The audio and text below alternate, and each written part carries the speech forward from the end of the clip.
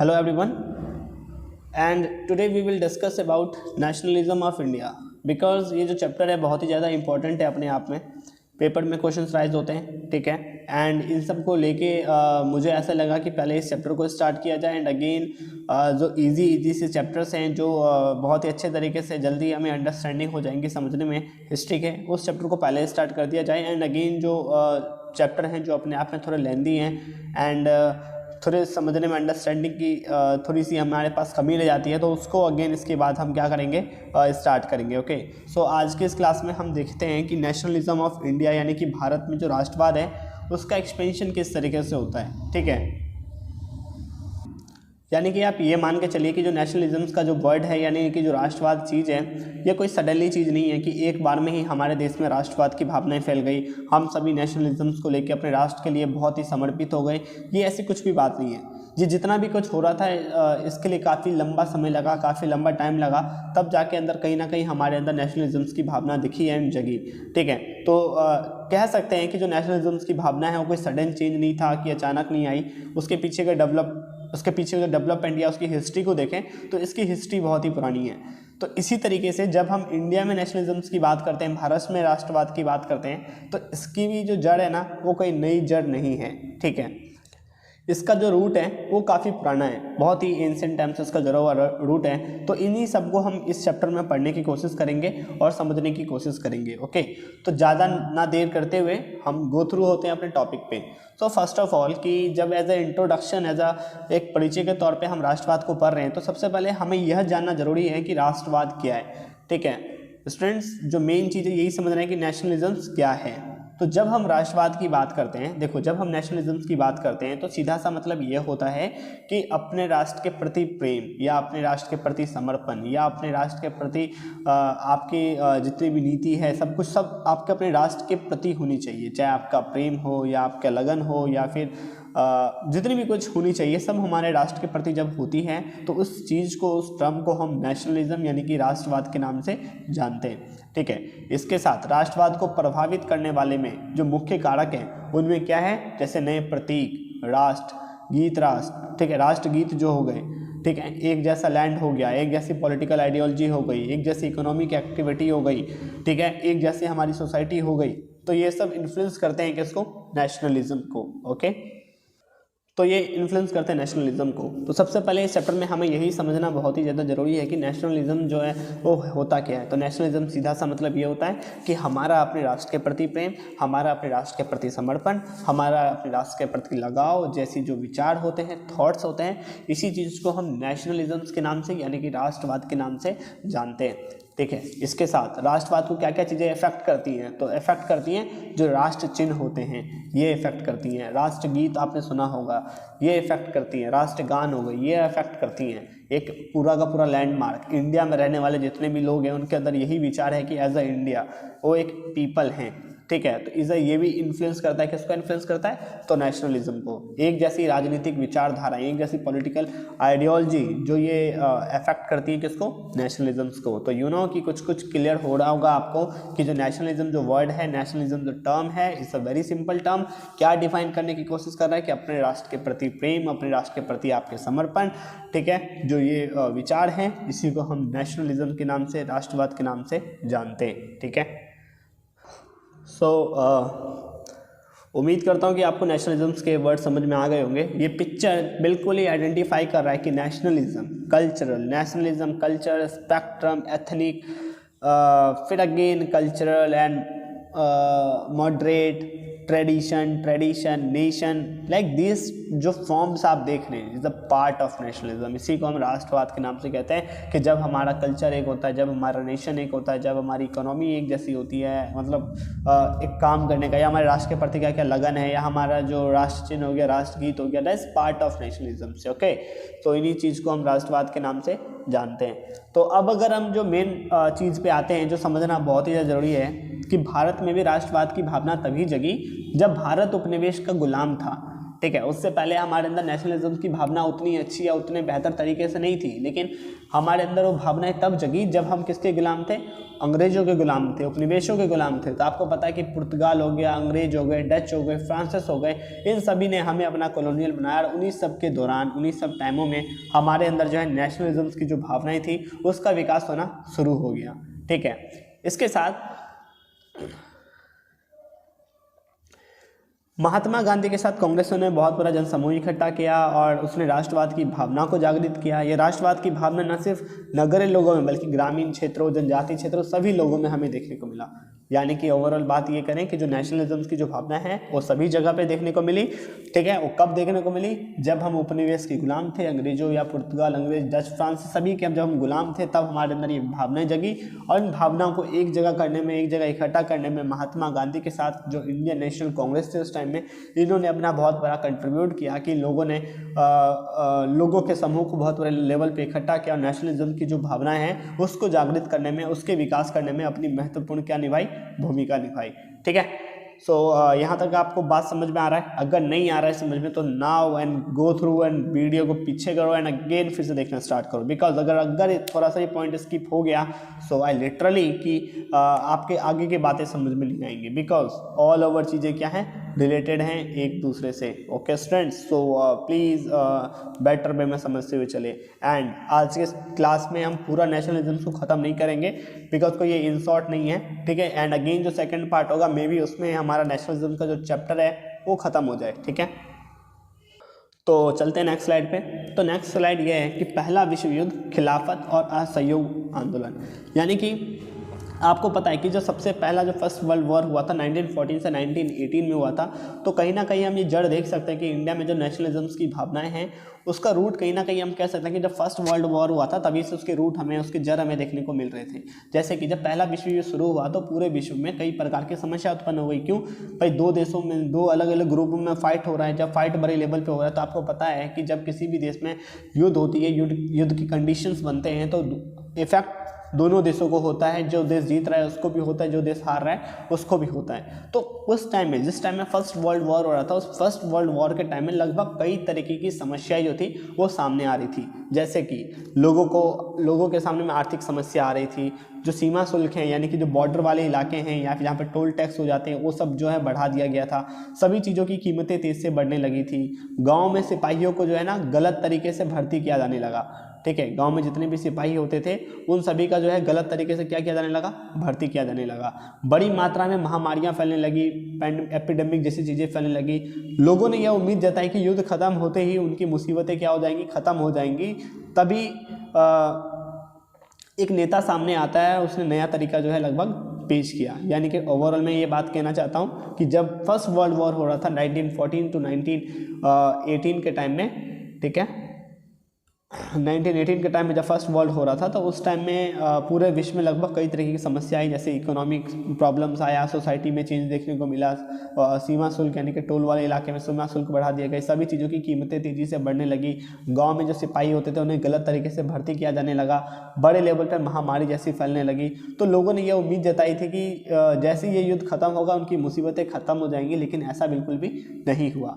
ठीक है। तो उसी टाइम में एक नया नेता सामने आया और उस नेता ने लगभग एक नया तरीका पेश किया और इंडिया के नेशनलिज्म में उसकी एक अलग ही पहचान है और इंडिया में नेशनलिज्म की भावना जगाने में उस व्यक्ति ने बहुत ही ज़्यादा क्या किया है? कंट्रीब्यूट किया है। ठीक है। तो जो व्यक्ति हैं उनका सिंपली जो नेम है इज़ महात्मा गांधी। आप लोगों को पता होगा कि महात्मा गांधी का कंट्रीब्यूशन इंडिया के नेशनलिज्म की भावना को लेकर बहुत ही ज़्यादा रहा है। ठीक है। जिस नेशनलिज्म को समझने में हमें इतनी देरी हो रही है, जब हम इतने ज़्यादा शिक्षित हैं, जब हम इतने ज़्यादा पढ़े लिखे हैं, तो आप मानो कि जिस टाइम में इंडिया आज़ाद भी नहीं हुआ था, इंडिया उस टाइम में था, उस टाइम में इंडिया की लिटरेसी लगभग 25 या उससे कम ही के लगभग थी। तो उस टाइम में इतने बड़े लेवल पे लोगों को समझाया इन्होंने किस तरीके से नेशनलिज्म की भावना को। तो हम कह सकते हैं कि महात्मा गांधी इज़ नॉट कोई सिंपल पीपल नहीं, as a legend and is a great soul. ठीक है। इनका कंट्रीब्यूशन बहुत ही ज़्यादा रहा है इंडिया में नेशनलिज्म की भावनाओं को जगाने में, है ना। तो इनको हमें याद करना ही चाहिए। तो यहाँ तक आपको समझ में आया कि जब फर्स्ट वर्ल्ड वॉर हुआ था तो फर्स्ट वर्ल्ड वॉर की वजह से काफ़ी समस्याएं आने लगी। जब ये समस्या आने लगी तो ये लोगों ने ऐसा उम्मीद जताया था कि ये समस्या ख़त्म हो जाएंगी, लेकिन ऐसा बिल्कुल भी नहीं हुआ। तभी एक नया नेता सामने आता है, उन्होंने जो है लगभग नया तरीका पेश किया। तो उन्होंने जो अपना जो एक नया तरीका पेश किया था जिसे उन्होंने सत्याग्रह कहा। सत्याग्रह क्या टर्म क्या है कि भाई सत्य के लिए आग्रह करना। उन्होंने जो है लगभग हिंसा का सपोर्ट नहीं किया। उन्होंने कहा कि बंदूक, तलवार या किसी भी ऐसे चीज़ों के नोक पे हम कुछ नहीं कर सकते और ऐसा हमें करना भी नहीं। उन्होंने कहा कि सत्य, अगर हम सत्य की राह पे चलेंगे, सत्य की राह पे चलेंगे तो एक दिन श्योरली हमारी जीत होगी। तो इन्होंने जो लगभग एक नया तरीका पेश किया। इससे पहले जस्ट जो महात्मा गांधी थे खुद अफ्रीका में थे और अफ्रीका में नेल्सन मंडेला के साथ मिलकर उन्होंने एपार्थाइड को कम करने में बहुत ज़्यादा कंट्रीब्यूशन किया और वहाँ पे डेमोक्रेसी को इस्टेब्लिश करने में इनका भी काफ़ी ज़्यादा क्या है योगदान है। तो महात्मा गांधी 1915 में भारत लौटे और भारत लौटने से पहले अफ्रीका के अंदर नस्लभेद के खिलाफ आंदोलन से जुड़े हुए थे, जहां उन्होंने नेल्सन मंडेला के साथ मिलकर वहां पे नस्लभेद को क्या किया, कम किया। जो कलर बेस्ड डिस्क्रिमिनेशन होता है उसको कहा जाता है नस्लभेद, ठीक है, उसको कम किया। तो इंडिया में तो हमें कभी भी नस्लभेद जैसे सिस्टम देखने को नहीं मिला, लेकिन इंडिया में हमें जाति प्रथा देखने को मिली, जाति को लेकर देखने को मिला कि भाई ब्राह्मण, क्षत्रिय, वैश्य, शूद्रों में किस तरीके से डिस्क्रिमिनेशन है। तो 1915 में जब वो भारत लौटे उससे पहले जो जस्ट अफ्रीका के अंदर नेल्सन मंडेला जी के साथ मिलकर जस्ट नस्लभेद के ऊपर काम कर रहे थे और उन्होंने नस्लभेद को वहाँ पे कम किया। भारत आने के बाद गांधी ने, ठीक है, भारत की व्यवस्थाओं को देखा और उन्हें वे चीज़ बिल्कुल भी ठीक नहीं लगा, ठीक है, और उन्होंने आक्रामकता का सहारा यानी कि उन्होंने फाइट करने का थोड़ा सा भी नहीं सोचा। उन्होंने ये नहीं सोचा कि उन्हें हिंसा करना है। उन्होंने कहा कि हम अहिंसा का मार्ग अपनाएंगे और सत्य की राह पर चलेंगे। और वे अंग्रेजों से भी जो थे वो अंग्रेजों से भी बिल्कुल भयभीत नहीं हुए थे, ठीक है, बल्कि अंग्रेज ही उनसे क्या थे, बहुत ही ज़्यादा भयभीत थे, ठीक है। तो भारत आने के बाद उन्होंने भारत की सभी व्यवस्थाओं को देखा, यानी कि देखा कि किस तरीके से इंडिया की सोसाइटी है, किस तरीके से इंडिया में सब कुछ एक थॉट्सफुल एक बेटर तरीके से चल रहा है। तो जब उन्होंने इतने चीज़ों की उन्होंने स्टडी कर ली तो उन्होंने जस्ट ये कहा कि वो किसी भी तरीके के हिंसा का सहारा नहीं लेंगे, वो अहिंसा की राह पे, अहिंसा के उस पर चलेंगे और जस्ट उन्होंने सत्य की राह पे चलने की सोची, जिससे अंग्रेज भी जो थे काफ़ी भयभीत हो गए थे, काफ़ी डर गए थे। तो भारत आने के बाद गांधी जी ने जो सबसे पहले वो कहाँ गए थे, पेपर में आता है सवाल, तो 1917 में वो चंपारण गए थे। चंपारण में उन्होंने नील की खेती के विरुद्ध अपनी बात रखी, क्योंकि अंग्रेज जो थे चंपारण के लोगों को, जो चंपारण में जो लोग रहते हैं, उन्हें ज़बरदस्ती ये कह रहे थे कि नील की खेती करें, ठीक है, जिसका महात्मा गांधी ने विरोध किया। भाई ऐसा बिल्कुल नहीं होना चाहिए। इसके साथ वहाँ के किसान भी ये बात कह रहे थे कि अगर हम नील की खेती करते हैं तो इससे उनका जो लैंड है वो भी उपजाऊ कम हो जाएगा, उनके पास और भी कई तरीके की समस्याएं आ जाएंगी, है ना। तो इसी चीज़ के लिए उन्होंने गांधी जी को खुद इनवाइट किया 1917 में। तो स्टूडेंट्स ये बातें आप समझ गए कि जो सत्याग्रह था क्या था कि महात्मा गांधी 1950 में जस्ट आए, उन्होंने अफ्रीका में आए। अफ्रीका आने के बाद जस्ट उन्होंने लगभग यहाँ के पूरे व्यवस्थाओं को देखा। व्यवस्थाओं को समझने के बाद सबसे पहले 1917 में चंपारण गए, उन्होंने वहाँ नील खेती के विरुद्ध अपनी बातें रखी और जस्ट ये उनका पहला सक्सेस मिशन था कि जिसमें अंग्रेजों को उनके सामने में झुकना पड़ा, ठीक है। तो जस्ट ये जो फोटो है, ये फोटो जस्ट बिहार के चंपारण का है। तो जस्ट ये चंपारण में रिप्रेजेंट कर रहा है कि किस तरीके से महात्मा गांधी ने उनके हित की बात की, एंड वहाँ पे चंपारण का जस्ट ये फोटो शो कर रहा है, ओके। तो ये चंपारण का है। अगेन ठीक 1917 में इन्होंने गुजरात के खेड़ा में किसानों की मदद करने के लिए ये आगे बढ़े, क्योंकि खेड़ा के जो किसान थे वह लगान चुकाने में बिल्कुल भी सक्षम, ठीक है, सक्षम नहीं थे, क्योंकि उनकी फसलें काफ़ी ज़्यादा मात्रा में ख़राब हुई थी। यहाँ नहीं लिखना, मैं थोड़ा सा भूल गया हूँ, तो नहीं थे क्योंकि उनकी फसलें काफ़ी ज़्यादा मात्रा में ख़राब थी। तो ये देखो कि उस टाइम की जो व्यवस्था थी, जिस टाइम में अंग्रेज थे, तो उस टाइम में किसानों को जो है ना लगान देना पड़ता था। लगान मतलब कि उन्होंने कितना प्रोडक्शन किया, मतलब जिन्होंने किया, मतलब कुछ हिस्सा अपने पास रखते हैं, कुछ हिस्सा किसको देते, अंग्रेजों को देते। तो इस बीच क्या हुआ था 1917 में कि जो किसान जो थे गुजरात के, उनके फसल बिल्कुल ख़राब हो गया था। फसल क्यों ख़राब होता है, आई नो कि आप लोग ज्योग्राफी में एग्रीकल्चर के चैप्टर में आप लोग पढ़ के जरूर आए होंगे इस चीज़ों के बारे में, ठीक है। तो सक्षम नहीं थे देने के लिए, और उनकी जो फसलें थी वो भी काफ़ी मात्रा में क्या हो गई थी, ख़राब हो गई थी, ठीक है। तो जैसे उन्होंने इनके लिए अपना मूवमेंट किया। ठीक 1970 के बाद 1918 में गांधी जी ने गुजरात के अहमदाबाद में सूती वस्त्र उद्योग, कॉटन टेक्सटाइल में काम करने वाले जो मजदूर थे उनके लिए आंदोलन किया। और यही सब चीज़ गांधी के भारत आते ही अंग्रेज़ों को ठीक नहीं लगी, और अंग्रेज़ों ने इसी चीज़ के लिए सर सिडनी रॉल्ट, नाम जो बहुत ही इंपॉर्टेंट है, सर सिडनी रॉल्ट के निर्देश में एक रॉल्ट एक्ट लाया, ठीक है। रॉल्ट एक्ट लेकर आए, जिसका सीधा उद्देश्य ही था कि अगर कोई भी अंग्रेज के खिलाफ कुछ बात कहता है तो उस पर मुकदमा चलाया जाएगा और जेल में भी बंद रखा जाएगा। ये थोड़ा एरर हो गया, उस पर मुकदमा चलाया जाएगा, ठीक है। तो सिंपल से ये समझो कि जो रॉल्ट एक्ट था, ठीक है, जो रॉल्ट एक्ट आया था, रॉल्ट एक्ट आया क्यों था? तो रॉल्ट एक्ट आने का पीछे कारण यही था कि जस्ट आप अगर पीछे देखेंगे 1950 में जब गांधी आए, जो गांधी जब आ गए तो 1970 में ये चंपारण गए, 1970 के बाद जिन्होंने 1970 में फिर जो गुजरात के जो खेरा के जो किसान थे जस्ट उसके लिए उन्होंने मूवमेंट किया। 1970 से के बाद जस्ट 18 में अहमदाबाद में जो सूती वस्त्र उद्योग थे उनके लिए इन्होंने आंदोलन किया। तो यही सब चीज़ें अंग्रेज़ों को खटकने लगी और अंग्रेज़ों को इस बात का डर होने लगा कि भाई अब जो गांधी आ गया पता नहीं उनकी व्यवस्था को क्या करेगा, उनकी व्यवस्था को किस तरीके से ख़राब करेगा। तो इसी चीज़ की देखरेख करने के लिए अंग्रेज़ को वैसा लगा कि भाई मुझे कोई ऐसा एक्ट या कोई ऐसा कानून लाना चाहिए जो कोई हमारे खिलाफ ना आए। तो उस टाइम में जो अंग्रेज़ का एक व्यक्ति था सर सिडनी रॉल्ट, उनके निर्देश में इसने एक एक्ट लेके आया जिसे रॉल्ट एक्ट कहा गया, जिसका सीधा उद्देश्य ये था कि कोई भी अंग्रेज़ के खिलाफ अगर जाता है या कोई बात करता है तो उस पर मुकदमा चला जाएगा, उसे जेल में डाला जाएगा। ठीक है, यानी कि कुल मिला के बात यही है कि रॉल्ट एक्ट का सीधा सा उद्देश्य यही था कि भाई भारतीयों की आवाज़ को दबाना, कोई भी अंग्रेज़ों के खिलाफ एक बात ना बोले, सब अंग्रेज़ों के हित की बात करें, इतना ही करवाना। ठीक है, क्योंकि अब अंग्रेज को ऐसा डर लगने लगा था कि उसकी व्यवस्था हिल सकती है।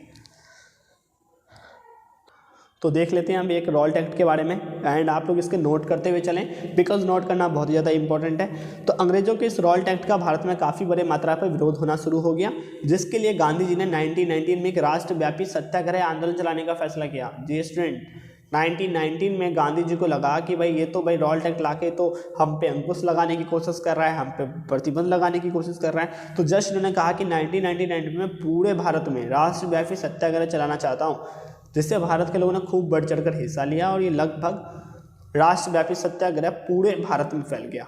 ठीक है, तो भाई रॉल्ट एक्ट तो भाई लोगों पर अंकुश लगा रहा था और जैसे ही रॉल्ट एक्ट के खिलाफ इन्होंने राष्ट्रव्यापी आंदोलन चलाने की बात की गांधी जी ने, भाई आपको मानना चाहिए कि उस टाइम में गांधी जी के जो फॉलोवर्स थे ना वो बहुत ही बड़े मात्रा में थे। ठीक है, तो जस्ट सब ने ये बात मान ली और ये सत्याग्रह जो था पूरे के पूरे भारत में फैल गया।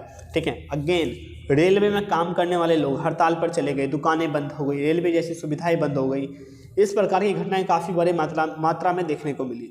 लेकिन जब डॉक्टर सत्यपाल और सैफुद्दीन किचलू को जब गिरफ्तार कर लिया जाता है तब आंदोलन जो है और तेज गति से आगे बढ़ने लगता है। दो व्यक्ति को गिरफ्तार किया गया, डॉक्टर सत्यपाल और सैफुद्दीन किचलू को जब गिरफ्तार किया गया तो बहुत तेज तरीके से आंदोलन और तेज गति से बढ़ने लगा।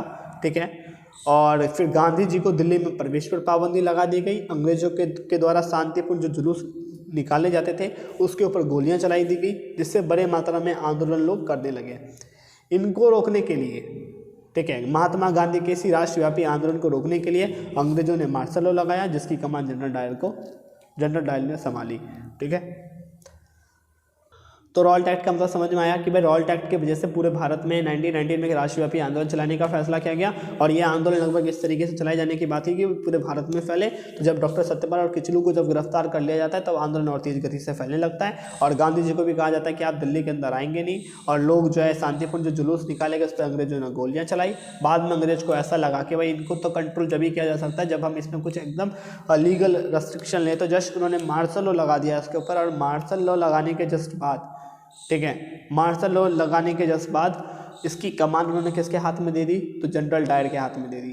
ठीक है, तो जनरल डायर के हाथ में जैसे ही आई ये कमान तो 13 अप्रैल 1999 को जलियांवाला बाग हत्याकांड हुआ। ठीक है, यह बाग हुआ कब? अमृतसर में स्थित है ये बाग। ठीक है, और इस दिन, खैर पीछे चलो, ठीक है, पीछे चलो बताता हूँ। तो यहाँ तक आपको समझ में आ गया कि जनरल डायर ने ये कमान संभाली। तो जस्ट इसके बाद क्या होता है कि जैसे ही जनरल डायर ने ये कमान अपनी संभाल ली तो जस्ट उसके बाद जलियांवाला बाग, तो अब हम देखते हैं जलियांवाला बाग हत्याकांड क्या है। ठीक है, तो 13 अप्रैल 1999 को जलियांवाला बाग हत्याकांड हुआ। ये बाग कहाँ पे है? अमृतसर के अंदर है। और इस दिन बैसाखी का दिन था, जिसमें आसपास के क्षेत्र के जो भी लोग थे वो बैसाखी मनाने के लिए जलिया बाग में आए थे और उनको इस बारे में बिल्कुल भी पता नहीं था कि पूरे के पूरे अमृतसर के अंदर क्या लगा दिया गया है? मार्शल लॉ लगा दिया गया है। और ये जब जलियांवाले बाग में एकत्रित हुए तो जनरल डायर ने वहाँ से जाने वाले सभी रास्तों को बंद कर दिया और उस पूरे के पूरे भीड़ पर गोलियाँ चला दी जब तक उसके गोलियां नहीं खत्म हो गई। और उससे क्या हुआ कि लगभग सैकड़ों मात्रा में जो है लोग जो थे वो काफ़ी बड़े लेवल पे मारे गए। और जब बड़े लेवल पे जब लोग मारे गए तो ये खबर पूरे भारत में फैल गई, लोग बड़ी मात्रा में हिंसा करने लगे, यानी कि आंदोलन और तेज फैलने लगा।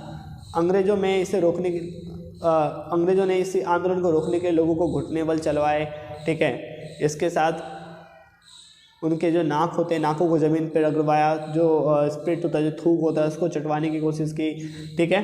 गांधी जी ने इसी हिंसा को देखते हुए आंदोलन को क्या ले लिया, वापस ले लिया कि भाई आंदोलन बहुत बड़े लेवल पे फैल रहा है और बहुत बड़े लोग जो हैं वो क्या होते जा रहे हैं, अफेक्ट होते जा रहे हैं, प्रताड़ित होते जा रहे हैं। तो ये फोटो आप देख सकते हैं कि जस्ट मैंने गूगल से लिया हुआ है। तो किस तरीके से अंग्रेज के लोग हैं और किस तरीके से ये लोग पीपल्स को कैसे मार रहे हैं। तो लगभग बड़े लेवल पर लोग क्या किए थे, उस टाइम में लगभग मर गए थे, ठीक है। अब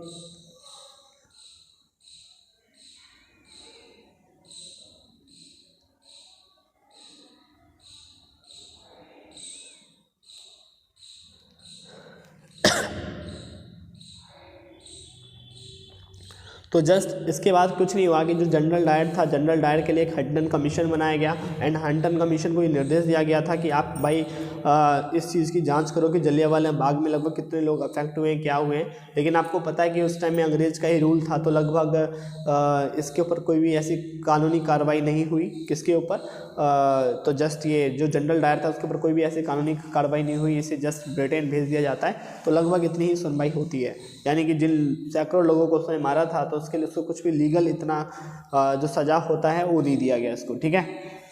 तो जस्ट आप ये देखिए कि ये जो सत्याग्रह था ये एक बहुत ही बड़ा आंदोलन था, लेकिन ये इतना बड़ा आंदोलन नहीं था कि पूरे भारत में ठीक तरीके से फैल पाता। लेकिन गांधी जी का इरादा यह था कि वो ऐसा आंदोलन करना चाहता है जो पूरे भारत में फैले और इसमें ज़्यादा मात्रा में लोग भी शामिल हो सके।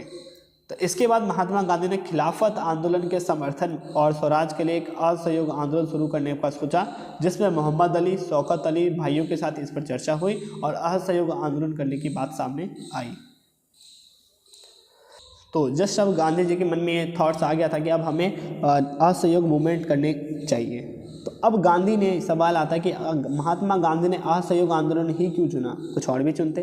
तो महात्मा गांधी ने अपनी प्रसिद्ध पुस्तक यानी कि अपनी उनकी पुस्तक है जिसका नाम है हिंद स्वराज, गांधी जी ने यह कहा था कि भारत में ब्रिटिश इसलिए स्थापित हैं क्योंकि भारत के लोगों ने इनका सहयोग किया है। डियर स्टूडेंट, ये लाइन अंडरलाइन करने वाली है, पेपर में लिख दोगे तो टीचर यूँ आपको मार्क्स देंगे, ठीक है।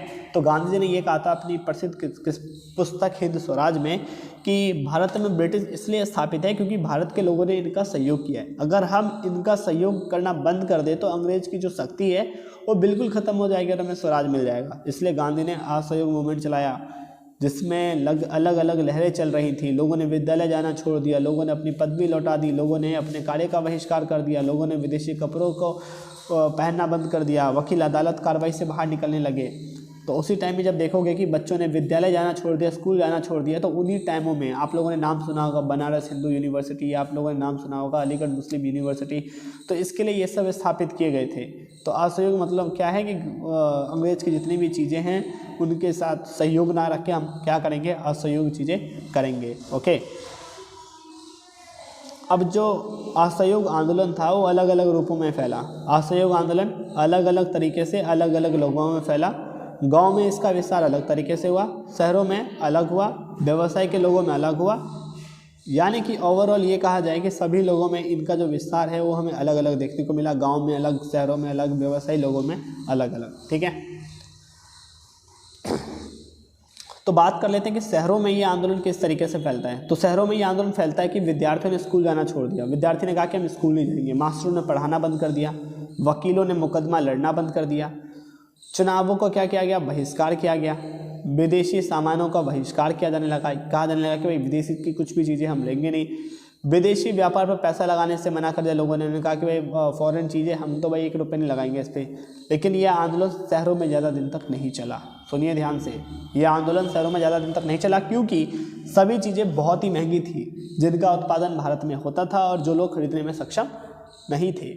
भाई उस टाइम में भारत के पास उतना ज़्यादा टेक्नोलॉजी या एडवांसमेंट नहीं था, तो जितनी भी चीज़ें बनाई जाती थी उसका कॉस्ट बहुत ही ज़्यादा आ जाता था। तो जितनी भी भारतीय चीज़ थी सारी कॉस्टली थी, बट फॉरेन या बाहर से ही चीज़ें बहुत ही सस्ती हुआ करती थी। तो लोग भाई समर्थ ही नहीं कर पाए। जस्ट लोगों ने फिर से डिपेंड हो गए किसके ऊपर, फॉरेन चीज़ों के ऊपर, ठीक है।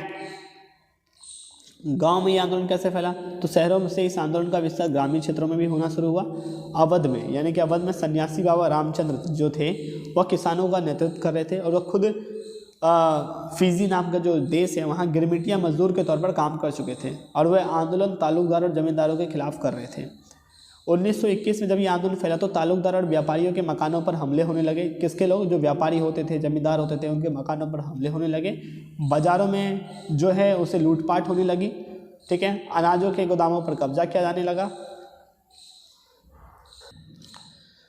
ठीक है, और बहुत सारे स्थानीय हाँ मत फिर ये देखो कि इन सब तरह की जो चीज़ें थी बहुत ज़्यादा बढ़ने लगी। ठीक है, और बहुत सारे स्थानों पर स्थानीय नेता किसानों को समझा रहे थे कि गांधी जी ने ऐलान कर दिया है कि अब कोई लगान नहीं बढ़ेगा। आदिवासी किसानों ने महात्मा गांधी के विचारों को अलग तरीके से लिया। जब इन लोगों गांव में कुछ ट्राइब्स लोग थे, उन्होंने गांधी के विचारों को अलग तरीके से लेना स्टार्ट कर दिया।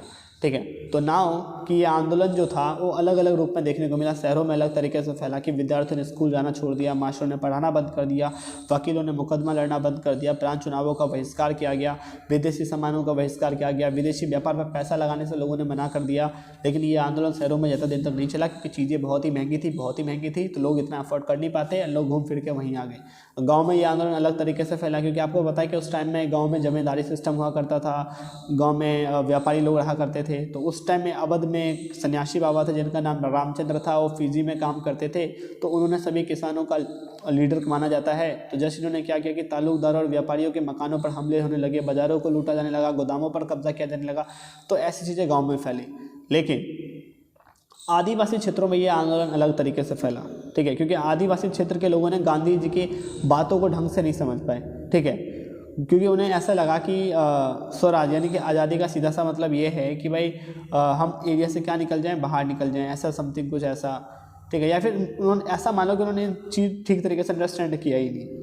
ठीक है, तो गांव के कुछ लोगों ने गांधी जी के विचार को गलत तरीके से लिया और एक नया आंदोलन शुरू हुआ जिसे गोरिल्ला आंदोलन कहा गया। तो पेपर में आता है सवाल गोरिल्ला आंदोलन को लेकर, तो बताओगे गोरिल्ला आंदोलन क्या था। तो इस आंदोलन का जो नेतृत्व था अल्लूरी सीताराम राजू ने किया। अल्लूरी सीताराम राजू ने किया। आंदोलन इसलिए हुआ क्योंकि अंग्रेजों ने आदिवासी को जंगलों में दाखिल होने पर पाबंदी लगा दी, क्योंकि अंग्रेज ने उस टाइम में कहा था कि जो आदिवासी हैं वो जंगलों में नहीं जाएंगे। ठीक है, इसके साथ ना तो वहाँ से कोई जलाने के लिए लकड़ी लेंगे, ना तो अपने पशुओं को चराएंगे। इससे आदिवासी लोगों में बहुत ही गुस्सा हो गया भाई, क्योंकि आपको पता है कि जो ट्राइब्स लोग हैं उनका तो इन्वायरमेंट पे अच्छा राइट्स है, बट अंग्रेजों ने इनको मना कर दिया। और इनका मानना था कि भारत अहिंसा के बल पर आज़ाद नहीं हो सकता। तो भारत आज़ाद कैसे होगा? तो भारत आज़ाद होगा मात्र बल पे, लड़ाई करेंगे तभी आज़ाद होगा। ये थॉट किसका मानना था? तो अल्लूरी सीताराम राजू का मानना था।